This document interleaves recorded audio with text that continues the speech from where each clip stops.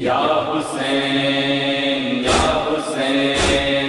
या हुसैन या हुसैन तू बोली असरक खिमाउल लोली तू बोली असरक खिमाउल लोली तू बोली असरक खिमाउल लोली तू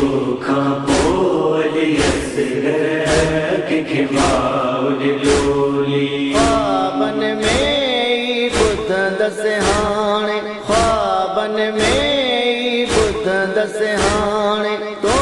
जी मिठड़ी बोली कंहिंखे माउल लोली तोखां बोली असरक खिमाउल लोली तोखां बोली असरक खिमाउल लोली पासे में थे हथ फेराया तू ना है पई नीर वहाया पासे में थे हथ फेराया तू ना है पई नीर वहाया हण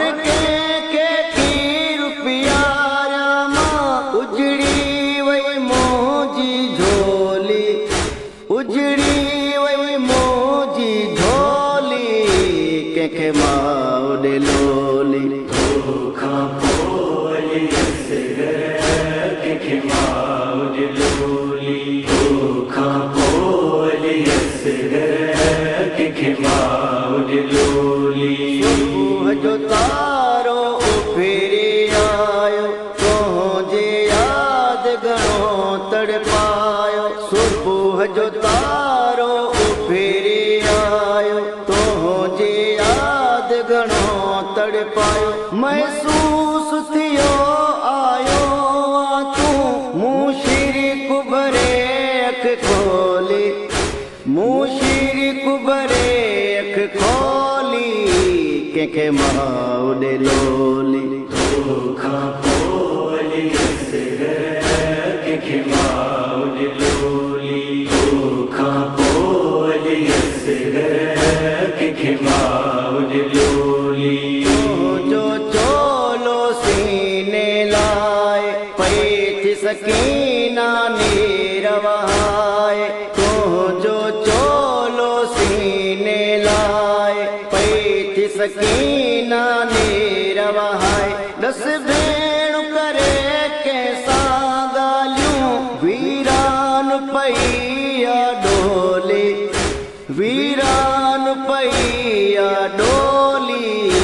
कंहिंखे माउल लोली तोखां बोली असरक खिमाउल लोली तोखां बोली असरक खिमाउल लोली तुंहिंजे हयाती थे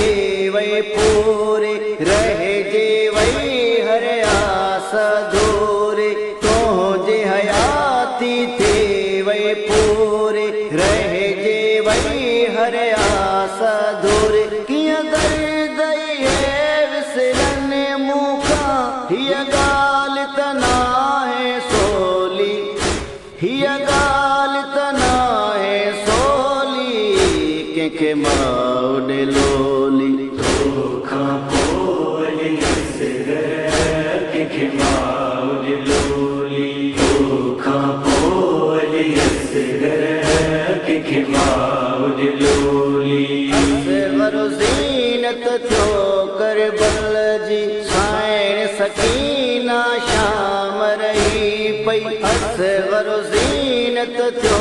करबल जी साइण सकीना शाम रही पई औलाद रुबाब जी कान बची तारीख़ सॼी मूं ॻोल्ही तारीख़ सॼी मूं ॻोल्ही कंहिंखे माउल लोली तोखां बोली असरक खिमाउल लोली तोखां बोली असरक खिमाउल लोली सैयदन जी हीअ दर्द कहाणी लिखंदे वही पियो अखियुनि मां पाणी सैयदनि जी हीअ दर्द कहाणी लिखंदे वही पियो अखियुनि मां पाणी मदहोश उन्हनि ते लानत जिन आल नबीअ जी रोली जिन आल नबीअ जी रोली कंहिंखे माउ ॾे लोली तोखां पोइ असगर कंहिंखे माउ ॾे लोली तोखां पोइ असगर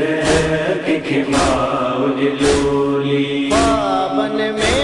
ई ॿुधंदसि हाणे ख्वाबनि में ई ॿुधंदसि हाणे तुंहिंजी मिठड़ी ॿोली कंहिंखे माउ ॾे लोली तोखां पोइ असगर कंहिंखे माउ ॾे लोली तोखां पोइ असगर कंहिंखे माउ ॾे लोली तोखां पोइ असगर कंहिंखे माउ ॾे लोली तोखां पोइ असगर कंहिंखे माउ ॾे लोली